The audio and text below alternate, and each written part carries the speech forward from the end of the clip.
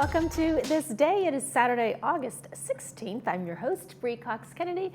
Again, you were probably hoping for Michael today. I'm just a fill-in on this Saturday. He'll be back next week. Has anybody been to the pageant of the Masters yet? Well, I just went last night, and I have to tell you, it's absolutely worth going to see the show. And on today's show, we have Memorial Care with Remy Atea and Captain Sean Doran of OC Fire Authority. And then later in the show, you'll understand why I'm so fired up about the pageant of the Masters. We have Sharbi Higuchi here sharing with us all of the history of the pageant. It's wonderful, so stay with us throughout the entire episode.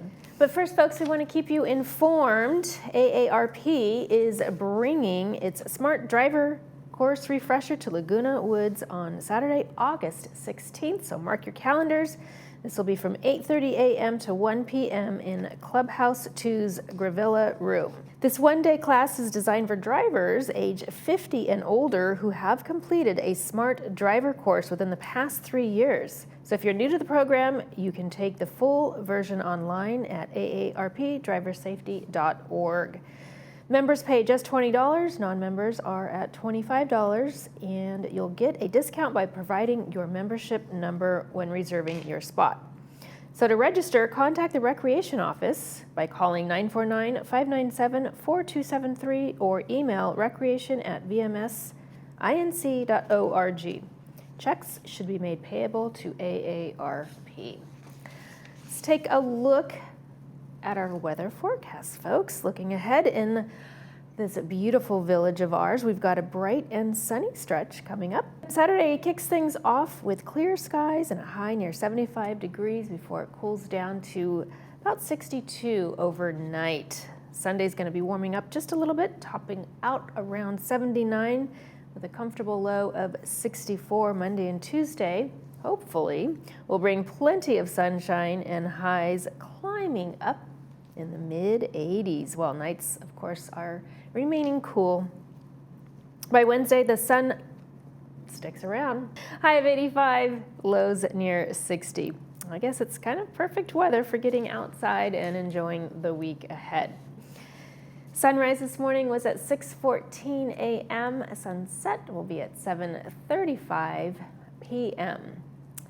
This is a very interesting photo, Manazar National Historic Site, photo by Cynthia Case. Thank you, Cynthia. You'll have to let us know where exactly that is. I'm not sure. If you'd like to send us your photos, I'd love to show them. Please email those to us at lagunawoodsvillagetv@gmail.com. Please send us your name, where the photo was taken from, and in a horizontal format, please. We have no meetings to tell you about, folks, and after the break, we've got Memorial Care, so stay with us.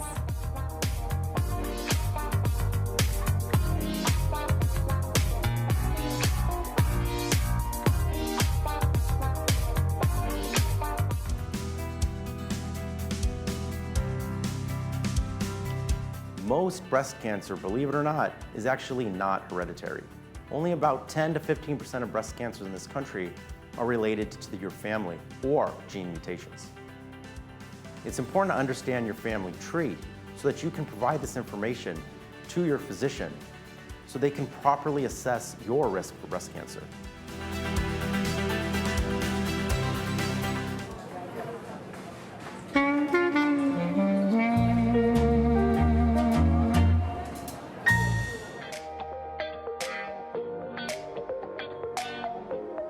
Welcome back to the show, everyone. Join Thrive for an ice cream social event with the Orange County Fire Authority. Here to tell us more, I've got Remy Atea, Memorial Care Center, and Sean Doran. I'm going to let you give your title because you got a long one. It's a long one. It's Fire Captain and Public Information Officer with the Orange County Fire Authority. That's a long one. And Remy, tell us about your role. I'm the Senior Community Liaison with Memorial Care, and really I work close with Thrive so that I can bring some events to the community and get people out and socializing, and it's been an amazing partnership, and we're really excited to bring this next event to you guys. Yes, I'm excited to learn more about it because the topics are great. Ice cream is wonderful. Yeah. But also fire safety is really in the forefront of a lot of Californians' minds because we're constantly faced with events that could be detrimental, as Absolutely. we learned earlier in the year here. So give us a little bit about your background. Are you fairly new in this role? I'm almost about a year into in, it. So yeah, I wasn't at the previous one, but we had an ice cream social last year and it was a major hit. So we're really excited to bring it back again. This time we're going to be featuring the fire safety discussion because it's so important to us here in California especially. Absolutely. And you know, one of those things is we want the community to feel prepared and informed and to be able to do that in a fun setting, not just in a scary kind of way, Right. but just a way where we can all come out and socialize and have a good time, have a nice ice cream treat, and also get to learn some new information from the wonderful people at the OCFA. And they're going to bring a lot of great stuff to us, so we're excited about that. Wonderful. Sean, give us a little bit about your background, your history. Well, I've been with OCFA for 20 years now as a fire captain, and then now the last 4 years as a public information officer. And one of the best parts of my job is just this, meeting you, finding out about new events in the community, and really being a part of the fabric of who we are, because we have the opportunity to serve 23 cities, plus all the unincorporated areas, almost 2 million people, almost 80 stations. So for me, I worked at Station 22 down the way here for Laguna Woods, so it holds a place in my heart to be back here to talk about fire safety with all the amazing residents who are here. Absolutely. So tell us a little bit about the event itself. Yeah. The Ice Cream Social Thrive. So it's going to be on Thursday, August 28th from 2 to 3 p.m.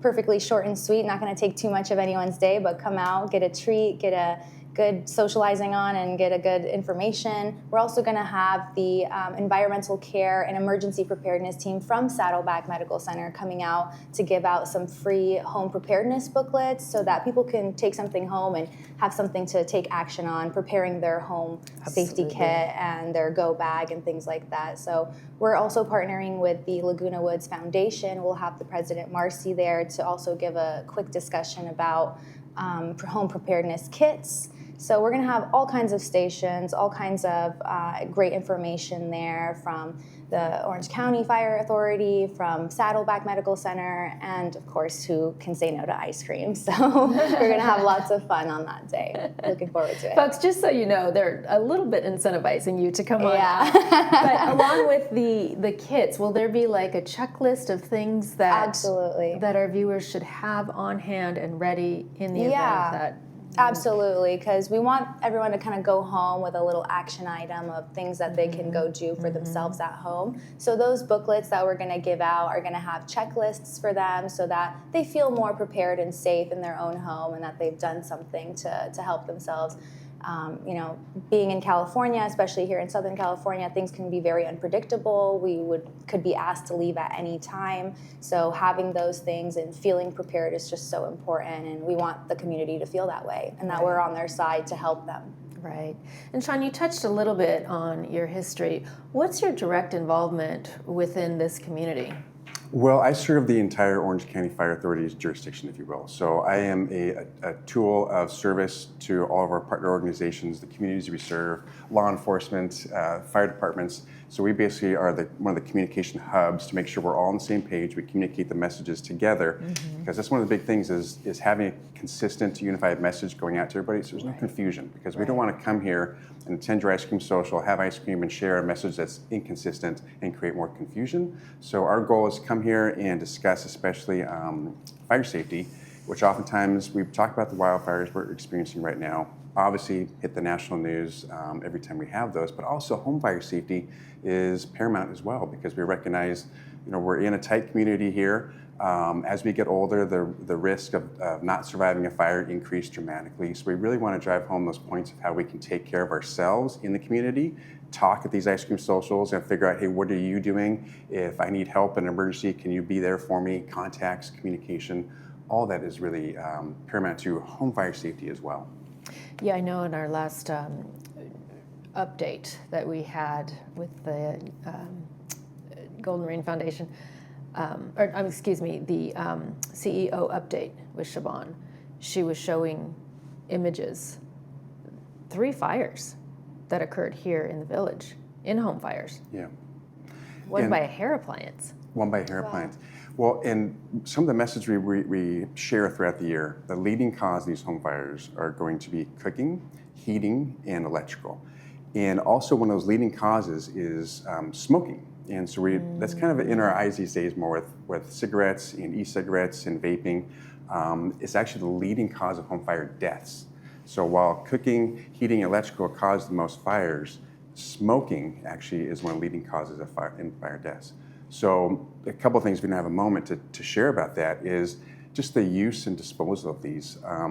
It's kind of surprising to hear that cigarettes cause fires often start on the balconies. So we oftentimes talk about the bedding and sofas and smoking in bed, absolute no-nos. So oftentimes people go outside to the balcony to do the right thing, but then it's discarding that cigarette. So we want to make sure they have a pail of water, a bucket of sand, something to actually discard that cigarette appropriately, not putting it in planters, not flicking off the balcony, dropping it along the sidewalk. Not only is it unsightly, but it obviously does have a chance to spark a fire, especially with the leaves or a wind event comes in. So if we can be that one less spark, one less fire by discarding those cigarettes appropriately, that would be amazing.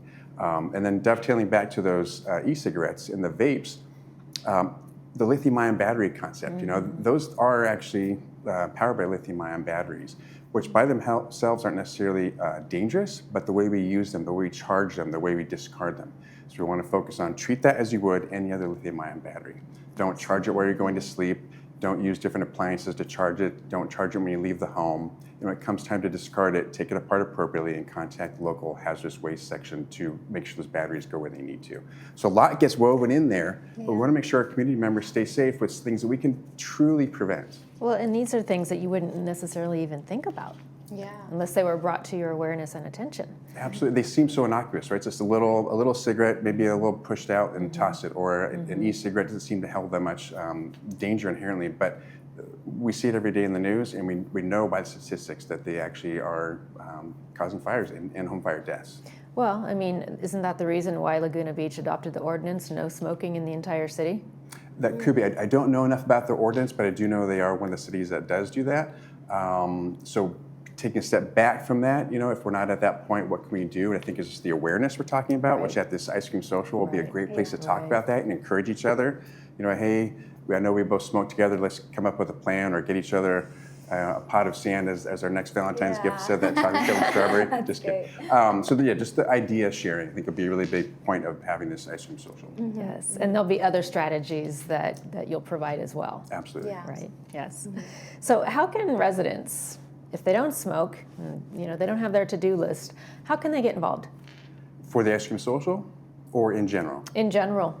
Well, to me, these are a launching point. So while there's many organizations inside the city and outside the city where there's community emergency response teams, CERT, volunteering with the sheriff department, or local agencies, in addition, these are launching points for us to meet each other and come together with just idea sharing.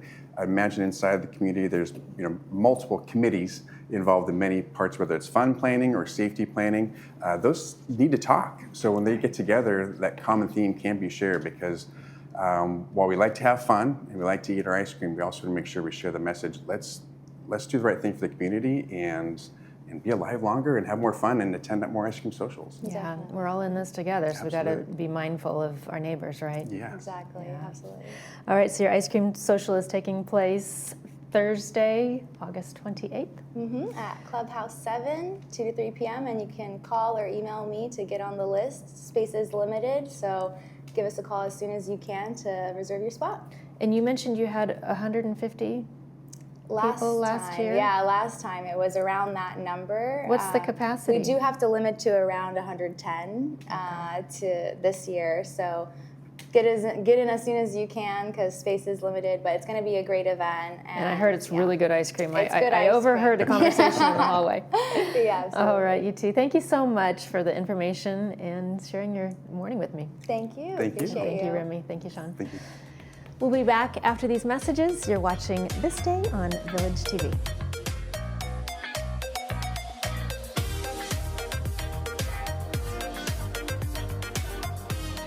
We're For over 20 years, Orange County has taken its unwanted gold, jewelry, timepieces, sterling silver, and coins to the Jewelry Box estate buyers and always received top dollar. We are a full-service repair center, too, where you can rest assured our on-premises master jeweler will repair any jewelry in our state-of-the-art facility. Come see why for over 2 decades, Orange County has relied on the Jewelry Box estate buyers. At the Jewelry Box Estate Buyers, it's about trust. Visit us online at jewelryboxestatebuyers.com.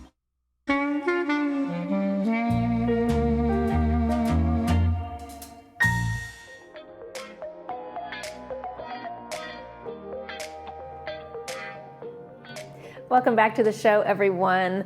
The world famous Festival of Arts and Pageant of the Masters is in full production mode.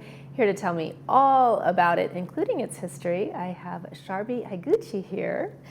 Sharbi, you are PR Director of Festival of Arts and Pageant of the Masters. I am for 27 years, if you can believe that or not.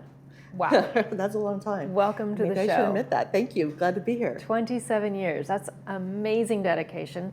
Must be a fabulous place. It is a great place to work, and it's all about the arts, and I just love the arts and the messaging that the organization gives. So give us a brief history about the organization, Festival of Arts, Pageant of the Masters. What year did it start? It started in 1932, and at that time the Olympics were going on up in Los Angeles. So the artists and the townfolk of Laguna Beach got together and was like, hey, how can we bring more people down to our town of Laguna Beach? They wanted to bring that tourism traffic down. And so what they came up with this idea of, let's have a Festival of Arts. And at that time, it was really a celebration of the arts throughout the whole entire community of Laguna Beach. So not only did they have the art show, it was very simple. They were hanging their artwork on fences and trees, but they also had equestrian shows and teas with artists and all type of activities that happened throughout the entire city of Laguna Beach. And it only lasted 1 week. It was very successful. So the next year they decided, how can we get more people, especially those artists, very creative, how can we get more people to come into where the art show was located? And what they did was very simple. They dressed up like famous works of art, very simple ones, like Mona Lisa, Atlas, Girl of the Golden West, and they paraded around the city of Laguna Beach and had people follow them, kind of like the Pied Piper, into where the art show was located at that time. And then they had a very small stage, and they posed like these works of art, and that's the humble beginnings of the Pageant of the Masters. And so that would have been 1933. That was 1933 when the pageant started. It was more of a publicity stunt as a means to bring people in to see the artwork. Fast forward almost over 90 years later, we now have, it is a 2-month show versus a 1-week show. We probably have nearly 200,000 people that attend both the Festival of Arts and the Pageant of the Masters. Sharbi, where are these people coming from? This They truly is a worldwide over. event. All over the world, absolutely. I mean, because I went last night. Fabulous, by the way. We'll talk about that in a second. Yes. I love the twist. But I'm thinking, if this was in France, if this was in Italy, I would make my way over there just to see this show. And people do that. They come just to Laguna Beach to see our really incredible living picture show, because there's nothing like it anywhere else in the world. And so what we do is, it sounds very strange. I'm sure many of your viewers know what we do, but we recreate famous works of art with real people. And they look just like these original works of art. And it's accompanied with a beautiful narration and storytelling, special effects, and live orchestra. The music is just fabulous this year. Everything is fabulous. I mean, down to the minute details. I think on the B-roll I saw a painter just, painting one line of white on a piece of furniture, and I'm thinking, down to that level. Absolutely. All the details count. We always say the devil's in the details. So, and we are trying to make it look like our painters, our scenic painters, are trying to make it look like the artwork of the artist's work that we're trying to recreate. Right. So it's not their own personal artwork, but they're having to make it look like that of a Monet or a Degas, whoever's work we're recreating. Right. However, we also have those 120 artists that are out front. I hope you got to walk around and see their incredible artwork. Gosh, it's breathtaking. I level of talent is just, again, it's just world class. Yeah. It's stuff that, I mean, I do have a lot of the pieces from a lot of the artists. Oh, good. And I did look for more. I have one blank spot. Mm-hmm. So I was looking for more last night. But, you know, in addition to all of the different mediums that are offered, including jewelry, and I saw a lot of woodworking, Painting, ceramics, mixed media, you name it, every medium. There's 120 of our artists. It is a real honor to be selected to be in the Festival Arts Fine Art Show. It is a juried show, which means you're selected to be in it. And there are some really notable jurors who do make the selection outside of the Festival Arts, who choose the actual artists who are going to participate. Yeah. This piece is actually made by one of your artists there. Oh, really? In fact, Who I have is that? several. Lance Heck. Oh, I love Lance Heck's work. Yes. I So, actually wear several of his pieces. and what's nice, there's like jewelry, something for everybody. So you have very traditional art to very Yeah, we don't need to just contemporary decorate the to walls. abstract. That's right. I might have a pair of earrings in from one of our, well, she's actually a painter, mixed media artist, but she also does some jewelry as well. I'm wearing like Kate Cohen's jewelry, actually. Oh, okay. Sharma, you know what? I wanted to touch on something because I just think that this is such a fascinating experience for anybody who is maybe new to the area, hasn't been to the pageant or the festival before. You know, I was sitting there last night, and I've been for 25 years. And I haven't been every single year for 25 years, but I've been going since 2000. And to hear people, I overheard conversations and listened to people's, shouldn't, but Can't help it. but I did. The oohs and the ahs and the wows, and followed by silence after the art is being brought to life. You know, it still kind of gives me goosebumps. Me too. Every time I see it, every year. They've never seen it, and they're like, oh, like it literally takes their breath away. Yes, I love taking a first timer to the pageant Right. because it's so unexpected. And at first the living pictures presented, and they're like, oh, that's just a painting up there. And all of a sudden there'll be movement or something, and they're like, oh my goodness, that's a real person up there. Yeah. What's amazing though about those real people that are up on stage, they're all volunteers. Yes. It takes 500 volunteers for us to put on our show because we have to double cast it. And those volunteers come from all over, not just Laguna Beach, all throughout Orange County, San Diego, LA area, Temecula. And honestly, we couldn't do the pageant without those volunteers. By the end of the summer, they will have donated roughly about 60,000 hours of their time to make the pageant, the Masters, happen. And are they committed to every night? So that's why we double cast. So we have what's called the green cast and the blue cast. So they're on for 7 days, and then the next cast comes on. And then they alternate all summer long. Because we've been running now since July 5th and run through the August 29th. And this show is one that it's a must-see. So I hope anyone who hasn't got their tickets, that this will inspire them to go and see the pageant before it closes, because this is a special show. It is a special show, and it's a unique take, and I love that the focus is on California museums. Yes.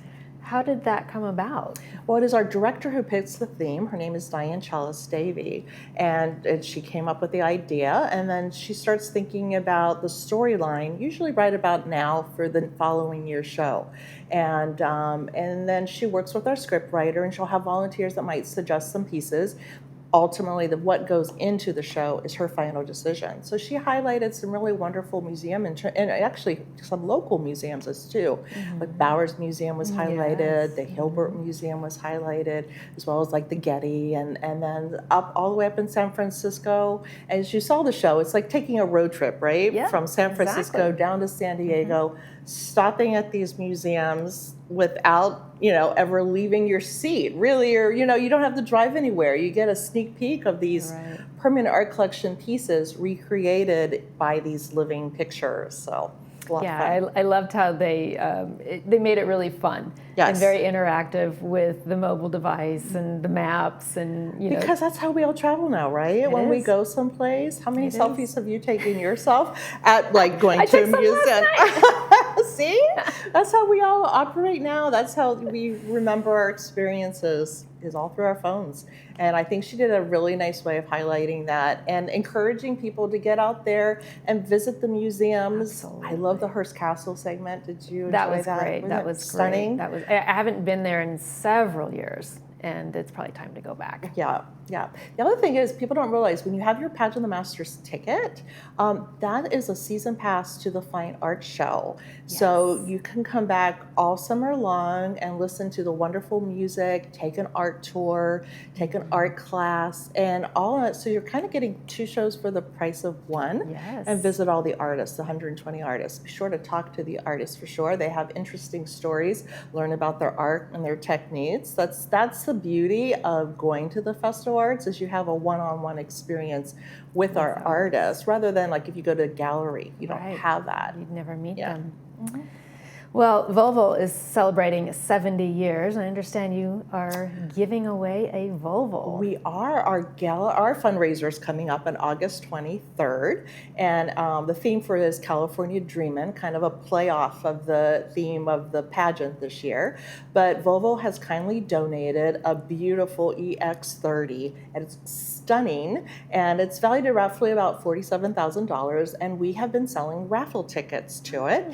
One raffle ticket is $5, and you can get 5 for $20, and the big drawing will happen on the gala event on August 23rd. We are so How exciting. they're so supportive, and we so appreciate Volvo as our sponsor. Absolutely. And there will be one of those lucky winners, and Jason Ritter is our celebrity host for that evening. So he's going to introduce the pageant before it starts, which is really fun, and he'll also pull that winning ticket.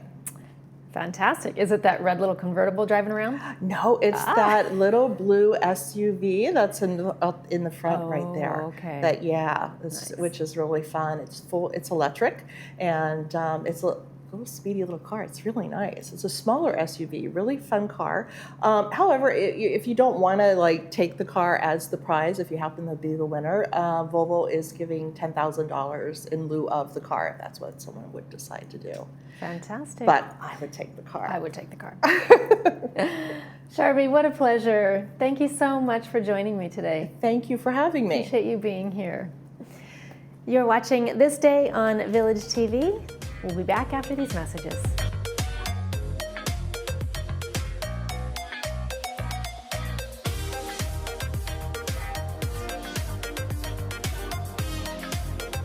"21 years ago, I started Salus Home Care because I saw a need for a professionally run home care organization in Laguna Woods. We've been in business for 21 years. Call Salus and let us show you why we've been in business longer than any other home care company in South Orange County."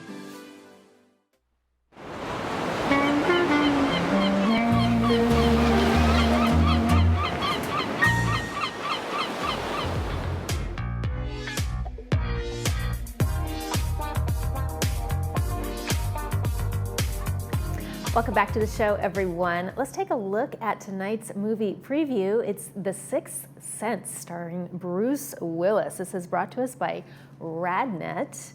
It's being shown at 2 p.m. with subtitles and 6 p.m. without subtitles. It's not going to be very warm on Saturday, so you might want to catch a matinee. Monday on This Day, I have Advanced Ear Care with Stuart Spencer and All Musicians Club with Carmen Pacella. So come back on Monday. I will see you then. That's going to do it for this episode of This Day. From all of us here, we wish yours a beautiful one.